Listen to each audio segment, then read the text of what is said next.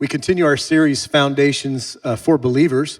Today, we are going to do a Bible overview and really look at a 40,000-foot level of the Bible. We're going to cover the whole thing. No, we are. We're going to cover the whole thing, all 66 books. And we did it first service. We did it in 32 minutes. So we're going to get this done. But what's amazing about this Bible is that it is so well put together, and at the same time, it can be very confusing at the same time. But it covers so much history. It's a historical book. And have you ever heard of this before? The name Bible stands for Basic Instructions Before Leaving Earth. I love that. B-I-B-L-E, Basic Instructions Before Leaving Earth. So my hope today is that if you are brand new to the Bible, this is something that you can go back and watch over and over again. And it's going to be new, and there's going to be a lot of material. For those of you that have been around the Bible and church a long time, I hope that I present this in a way that you can help better share with someone else the basics of the Bible and how it is put together. 66 books. There is 39 books in the Old Testament and 27 in the New. So the Bible itself is made up of many books, 66 total that we have here in our Protestant Bible, not our Catholic Bible. And that means something when you're talking about the number of books, okay?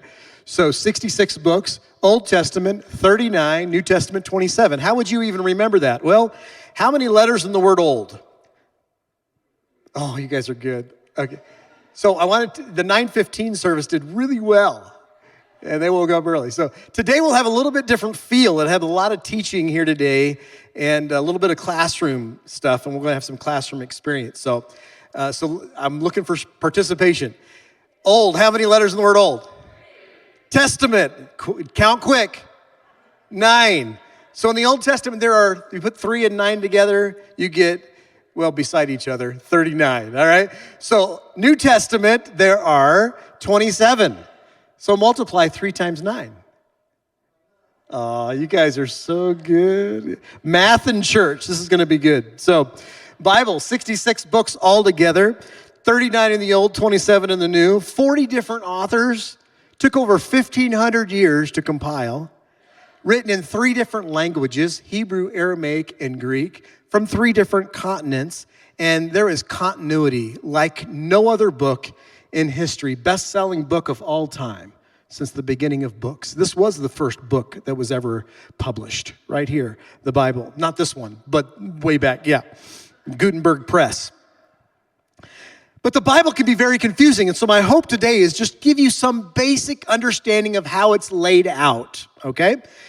So if you would, just for illustration purposes, turn in your Bibles or open your phones to Hezekiah chapter 3, verse 5.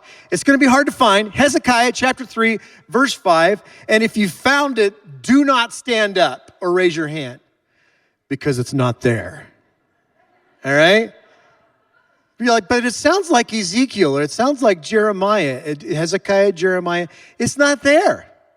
I mean, unless it's after second opinions or right before first hesitations. Okay? So just illustrating a little bit, it's hard to understand the Bible because there's so many names and places and things we've never heard of before, and it's laid out weird. Okay? So the Bible is so simplified. So Old and New Testament. So it's got 2 big major parts, the Old and New. The word testament itself means a statement of belief. A statement of belief. There's an old statement of belief. There's a new statement of belief. I would prefer the word covenant because a covenant is agreement between 2 people that brings about a relationship. The problem with the old, using the word covenant for old covenant, there were several covenants throughout the Old Testament of God with Noah, of God with Abraham. There were several covenants, all leading up to the time of Christ where there would be a new covenant. Okay? So give you a little bit of idea what the word testament means, what covenant is. Let me give you a one long sentence to summarize the whole Old Testament. Here it is. The Old Testament is mainly about the relationship God has with the nation of Israel and the promise of the Messiah being born through the lineage of the Jewish people.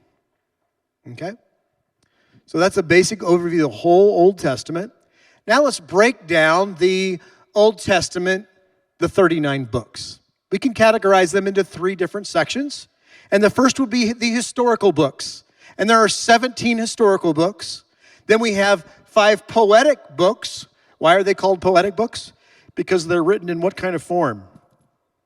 Poetic form. Good job. All right. So we have 5 of those. And then we have the remaining prophetic books, and there are 17 of those. All right. That's really, really, really basic.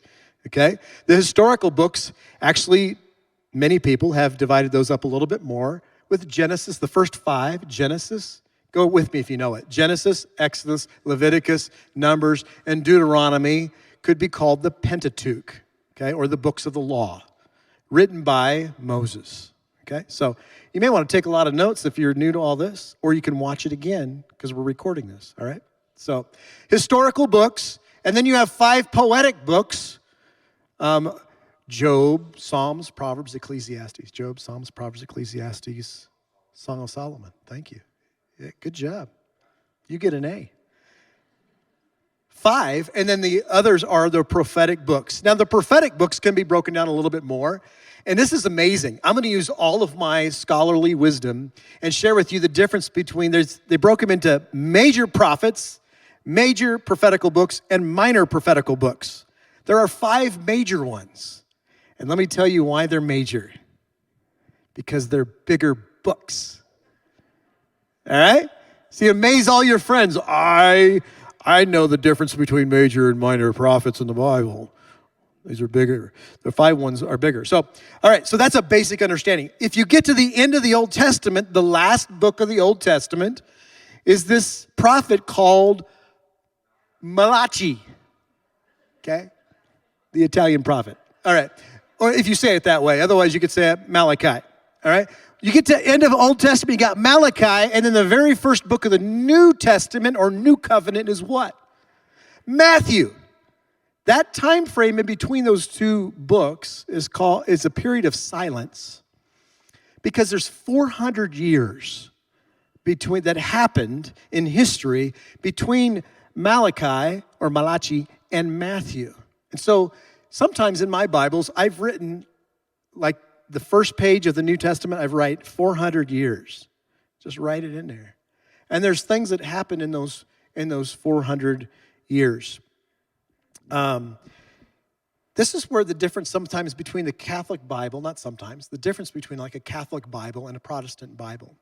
Because in that 400 years, you had history happening. Okay, you had empires changing.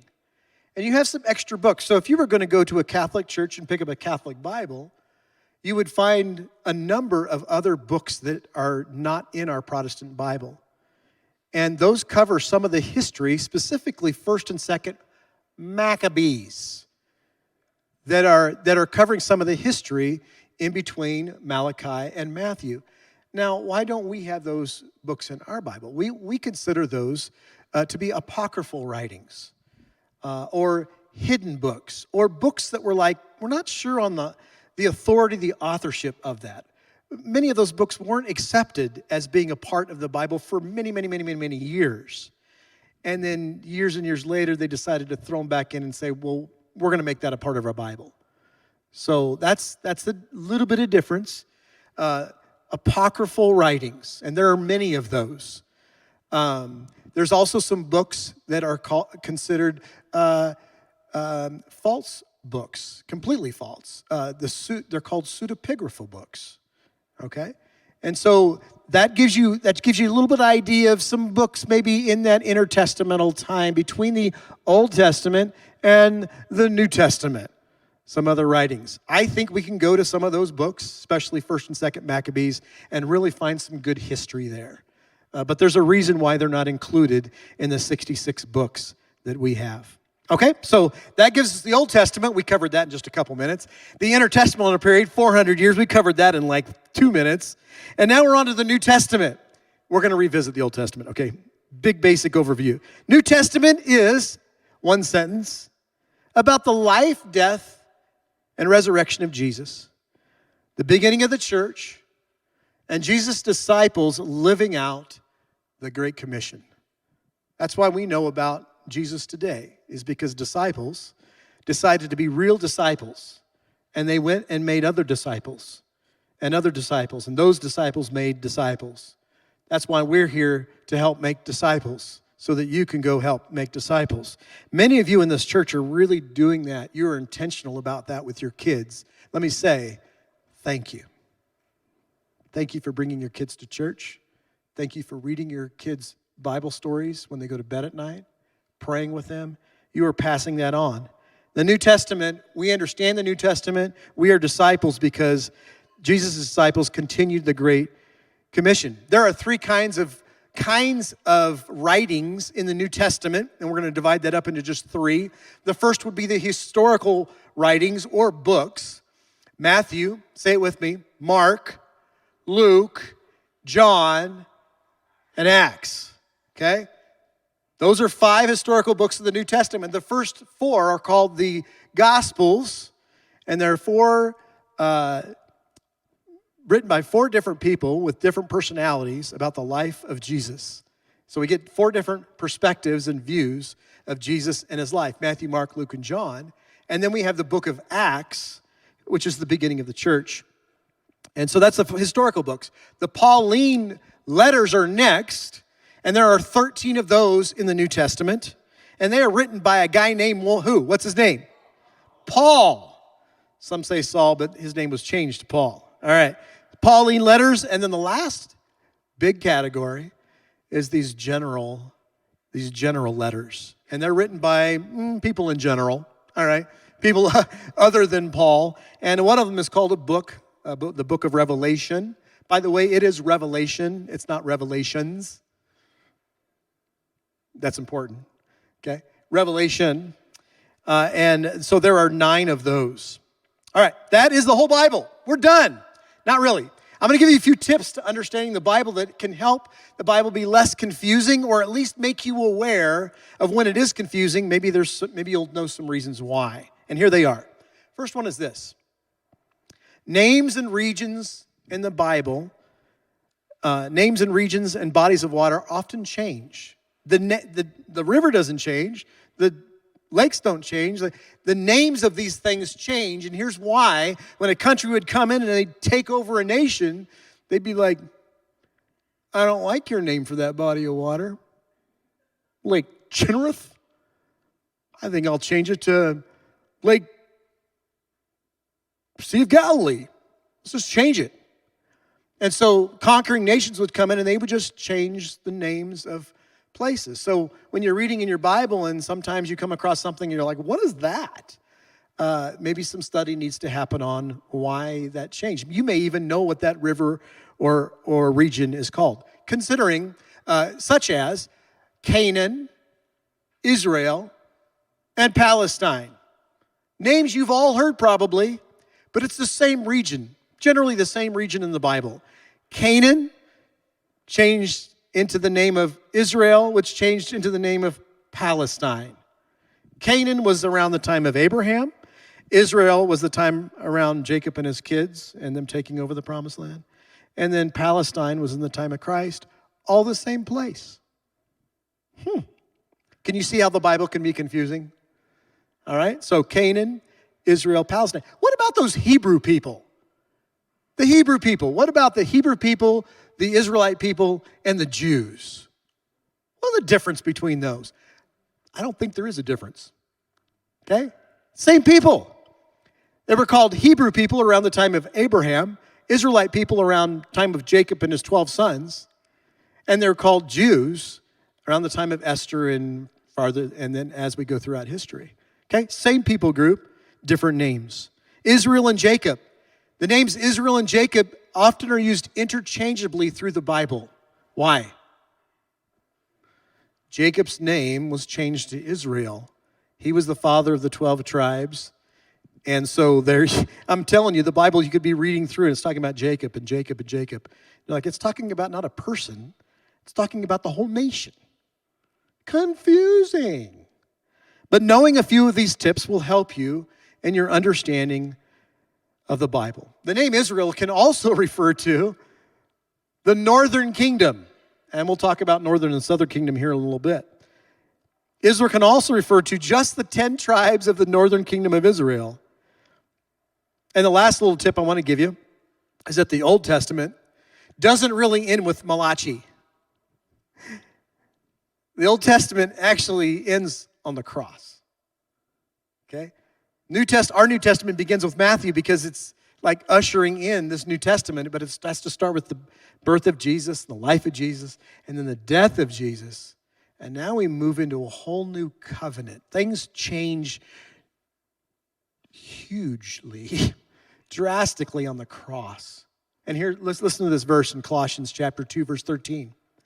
And you who were dead in your trespasses and the uncircumcision of your flesh, God made alive together with him, and having forgiven us all our trespasses by canceling the record of debt that stood against us with its legal demands. The law had many legal demands. This he set aside and he nailed it to the cross. We are no longer underneath the law and giving of sacrifice. We are now under Christ and grace and faith. Big deal that the Old Testament, the Old Covenant ends on the cross. The New Covenant begins there as well. When I was a kid, my parents, I grew up in a Christian home, which was fantastic. So good to grow up in a Christian home. If you didn't, you may actually be even more on fire for God because you're like, I finally found truth. Okay, so there's good sides and bad sides to being raised or not being raised in a Christian home. But I remember as a kid, I'd come out of my room, I'd walk upstairs, and early in the morning, my mom was at the table reading her Bible. And she'd have books stacked, like resources, pre-internet days, right? And the Strong's Concordance and this commentary and that commentary, and then and she's just studying away and underlining her Bible. Other times I'd go out of my room and into my dad's office, and my dad is reading his Bible, and he's got a pile of highlighters next to his Bible, all different colors. And he's as he's reading, like every other word, he's like, oh, let's highlight that. Ooh, let's highlight that. Let's underline. Let's highlight. Hey, Dad, that's bleeding through all these other pages. You know, but like, oh, that's a river. Let's do that in blue. Oh, that's land. Let's do that in brown. Oh, that's a name of a. Let's do that in pink. Let's do that in, like, now you can buy Bibles like that. When I was a kid, that's what my dad did. He highlighted all. So what do kids do? They imitate their parents, right? So at one point when I was about 12 years old, I remember sharing a room with my brother, Brother Rob, who comes here to LifeSpring. And so the room was divided up with bunk beds. Remember them days? If you guys had to share rooms. Bunk beds in the middle. If you got off on this side of the bunk bed, you were in my room. If you got on that side of the room, you were in his room. Don't get out on the wrong side of the bed. All right, you're in trouble. Okay, so I'd get out on my side of the bed, and I remember grabbing my Bible, and I'd go over to my little desk, and I'd open my Bible, and I'd open up to Genesis and start reading. Oh, Genesis is good. And you got the story of creation. You got the story of Adam and Eve. You got the story of the fall. You got the story of Cain and his brother Abel, and how long did Cain dislike his brother? As long as he was able, thank you. Yeah, Cain killed Abel. Yeah, and I'm reading all these stories, and I'm like, oh, it's so good. I get to Exodus, and I'm like, oh, that's good. Look at how amazing God is and the plagues on the Egyptians. And you get to Leviticus. And there's blood and offerings, and it's like you bring this lamb up, and you put your hand on it. It seems like the person that brought the offering had to put their hand on it, and it wasn't the priest that killed it. It was the person that brought the lamb, and you'd have to slit their throat. And I remember reading this and underlining it. That'll be underlined in red because it's, and just, ugh. And remember, I'm 12 years old, and I get over to Numbers, and I start reading Numbers. Well, the tribe of Gad had 36,422 people, and the tribe of Manasseh had 65,700. Yeah, this is so exciting. This thing's boring. No, I mean, like, serious. That's where it ended up. Like, I mean, I still went to church. I still watched my parents read their Bibles. But nobody explained to me, like, it's written differently. It's laid out differently. It's not in chronological order. I might have forgot to say that tip, but it was the first one. It's not in chronological order. And so without an understanding of really how to read the Bible, it could be really, really confusing. And so let me tell you, it wasn't until I came across this book after Bible college, 30 Days to Understanding the Bible by Max Anders. And it'll be on the screen. The name of it will be on the screen when we put the chart up. But then I was like, oh, I don't have to read it from cover to cover. I could just read 11 or 12 of these books, of these 39 in the Old Testament, and get a really full timeline of the Old Testament just by reading 11 or 12 of these books. Let me give them to you. Genesis, Exodus. You could read Numbers, but maybe you want to read Leviticus instead. But there's a lot of stuff that's covered in both. Genesis, Exodus, Numbers, Joshua, Judges, 1st and 2nd Samuel, 1st and 2nd Kings, Daniel, and Ezra and Nehemiah. If you just read those, then you'd have an understanding of the whole Old Testament. It ends after like Nehemiah, not Malachi. The Bible is not laid out like a regular book. And I've got an article I can send to you. I sent it to the Sermon Club about why it's laid out the way it is. In a nutshell, a couple hundred years before Jesus came, it was already categorized this way. That's a long time. But if I could just read those, then I would have a basic understanding. When I get to 2 Kings in this list, see the list here? I get to 2 Kings, almost all of the prophetic 17 books of the Old Testament, about 12 of them fit in the time frame of 2 Kings. Wow. You mean I could be reading 2 Kings and I can come across a name in the 2 Kings, and it could be one of the books of those prophetic books, and go, maybe I should stop here and go read that one. And then I come back to 2 Kings, and I'm reading along, and I come across the name of a prophet. Well, maybe I'll go read that book by the name of that prophet. So it would have helped so much if I had somebody just explain that to me. I was in a group called Impact Brass when I was at Ozark Christian College. Some in this room maybe have been to one of those concerts. They quit doing them years ago. But I was in a traveling group, travel over the United States. It was so much fun. But in one of the presentations we gave, I had this skit that I was a part of. And I've remembered this skit for years and years and years, still to this day, hopefully, because I'm going to get ready to do it. And in this skit, they would look at me and say, they were trying to explain the Bible to somebody in this skit. And they said, Tim, you know the Bible. Why don't you explain it? And I freeze up. You ever froze up when somebody asks you to give them a verse? Or have you tell them about God or Jesus? You're like, So my part went like this. Well, in the beginning, Balaam rose up early in the morning and saddled his donkey. And then the Queen of Sheba came riding the donkey in Jerusalem, and looking up at the second story window said, throw thyself down. And she threw herself down, and she threw herself down like 70 times 7, and her pieces burst asunder, and they were as numerous as the sand of the seashore and the stars in the sky. And they picked up her remains, and there were 12 basketfuls, and 5 loaves and 2 small fish. And in the day of judgment, whose wife is she going to be?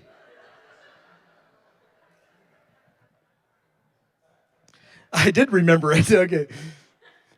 So, like, you ever feel that way with the Bible? Like, you know the stories, but you don't know how they kind of lay out together. And having someone explain it, that's why we wanted to just do a 40,000-foot level of the Bible. So here's audience participation. Everybody stand up. No, really, everybody. I got to move over here to get this. I guess you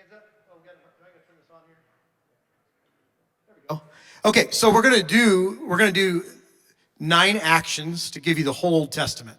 All right? I told you it was more Sunday school and classroom today. A little different, all right? But it's okay. It's okay to be different because I'm different. All right. Okay, here we go. So, creation is the first era. Everybody go like this. This is the world. Creation. Patriarchs, get your beards going. Patriarchs. Exodus, walk like an Egyptian. Conquest, 2 swords. Judges, kingdom. It's your crown. It's not Idahoans go like this. I'm a deer. Okay, no, like crown, all right? All right, then exile, and then return. All right, give yourselves a hand. That was pretty good. That's the whole Old Testament. All right, let's do it again, all right? Creation, patriarchs, Exodus, conquest. Did I do judges? We might have forgot judges. I did judges. Judges, kingdom, exile, return. Oh, last one. Shh, silence. All right, sit down. You guys did a good job. All right. By the way, I've taught this class. Bob Harrell has taught this class. And I'm available to do a class. If you guys want to do that class, it'd be so much fun. We get it done in about 10 weeks. But that's the whole Old Testament. So I'm going to lay those eras out right next to these books on the screen, okay? Let's lay those out on the next. Oh, no. Oh, yeah, we needed to do that. That's okay. Here we go. Just leave that up, and each one I do, just put it up. Creation. All right, good. Creation. This is from the creation of all things to about the Tower of Babel, okay? So I'm going to give you one sentence for each of these to cover the whole Old Testament. Creation. From the creation account to the Tower of Babel. Patriarchs. There are 4 main patriarchs. Remember, we go like this, patriarchs. You got Abraham. You have to say it like this. Abraham, Isaac, Jacob, and Joseph are the 4 patriarchs of the patriarchal period or era, okay? Then Exodus, this is Moses exiting God's people out of Egypt, okay? Conquest, this is Joshua conquering the land of Canaan and changing the name to Israel, okay? He conquers Canaan. It's now the Israelites in there. It's called Israel. Judges is the time when they had no king. Each one did as he saw fit. God sent military leaders, godly military leaders, to guide Israel through this period of 400 years. Then we have the period of the kingdoms. They looked around and said, well, we want to be like all the other nations and have a king like everybody else. And Samuel's like, you don't want to be like everybody else. You don't want to be like the other nations. Boy, there's a sermon that'll preach right now, won't it? Hey, America, you don't want to be like the other nations. Okay? You don't need another God, a king. You need God. You need Jehovah God. But they're like, no, we want to look like the other nations. It's like, okay, give them a king. King Saul, King David, and King Solomon. So in the kingdom period, you have this united kingdom of these pretty good kings, 120 years. But then you have it divide into 2 kingdoms, and it splits. You have a northern kingdom and a southern kingdom. So the kingdom period is the united kingdom and divided kingdom. Then you have exile. Israel's conquered. The northern kingdom and southern kingdom are both conquered. Babylonians take the Israelites into Babylonian captivity. They get to return through the Persians and the Medes. They get to return. When they return, 2 guys' names you need to know, Ezra and Nehemiah. Ezra gets to return and go back to Jerusalem, and he rebuilds the temple with a guy by the name of Zerubbabel because the temple was in rubble. Okay? This is through the Bible. If you've guys ever been through the Bible, walk through the Bible. The temple was in rubble, so Zerubbabel helped build it. Ezra brings those people back. Nehemiah gets to rebuild the walls around Jerusalem because the walls were only knee-high. All right? So the return is with Ezra and Nehemiah, and they rebuild the temple first and then the walls around Jerusalem. And the last era is the period of silence, 400 years between the testaments. That's where you get that history of the Maccabean revolt and 1st and 2nd Maccabees. And what develops there is these religious leaders called the Sadducees and the Zealots and the Pharisees, and all that happens intertestamental, okay? So let's put those next to the books of the Bible, those eras. The next slide. There you go, okay? So those are laid out in the books that I told you. If you just read these 11 or 12 books, you'll go through the history of all of the Old Testament, okay? What else is happening in the world at this time is that there's world empires going on, and I want to do one more slide here of the chart of the empires that are happening. Go to the next slide, if you would. You have the Assyrian Empire, you have the Babylonian Empire that took over the southern kingdom of Israel and took them into the exile. And then you have the Medes and Persians and the Greeks and the Romans, and then you get to the time of Christ. That to me really helps me see the Bible in a big picture, in a 40,000 foot. And so some of that's borrowed from Max Anders, some of it's my own stuff. Okay, let's just lay it out. Actually, this came about by Sermon Club. Thank you, Sermon Club. You're like, if you just put that next to it, it would be helpful. And so thank you for that. All right, New Testament. New Testament. We'll do it in about 1 minute. 27 letters total.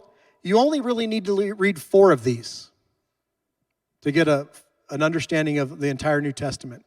The first would be Hebrews, because Hebrews helps us understand the Old Testament in light of the New Testament. Luke, Acts, and Revelation. Only 4 of them.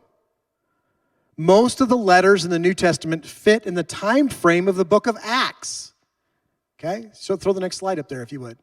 In the book of Acts, Pauline letters. Most of them fit right there. Okay? So why would I have you read Hebrews, Luke, Acts, and Revelation? Here's why. Hebrews is really how the Old Testament supports the New Testament. Why'd they do all this tabernacle stuff and the Ark of the Covenant? And why did they have these priests doing what they did? Why? Hebrews answers all of that. Why was there an Old Covenant and a New Covenant? Hebrews chapter 8 explains why there was an Old Covenant and why there's a New. Why there's an Old Testament, why there's New. Hebrews. Luke, because it's the life of Christ.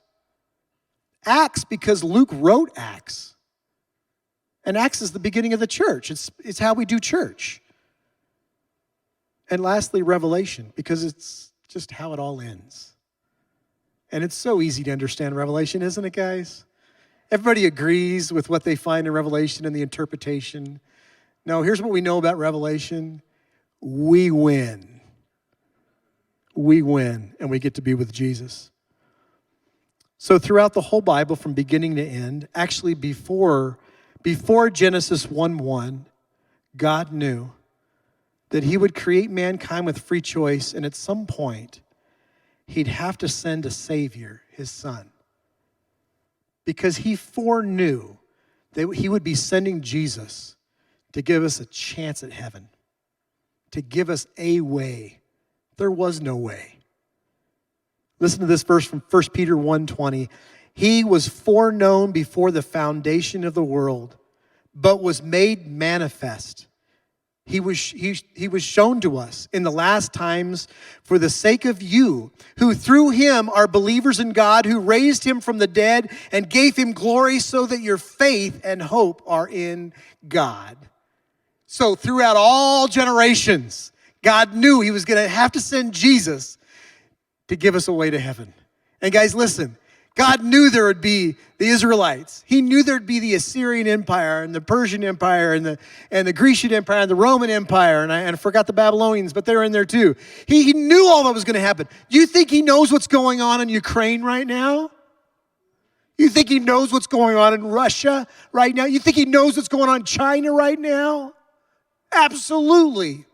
He spoke about these other nations in Scripture before these things happened, before the Greeks came in and overtook, before the Romans came in and took, before the church began. You read Daniel chapter 2 and Daniel chapter 11, you'll see it. My God is so aware of what's going on, and he's given us the Bible to help us see that he is in charge. He wants to talk to us, and he wants us to understand. So I hope today give you a glimpse of, we can understand this book. And if this is all new to you, watch this again. Watch it over and over, because God really wants to communicate to us. Here's my takeaway from this. Takeaway is the Bible is all about God redeeming mankind to himself through Jesus.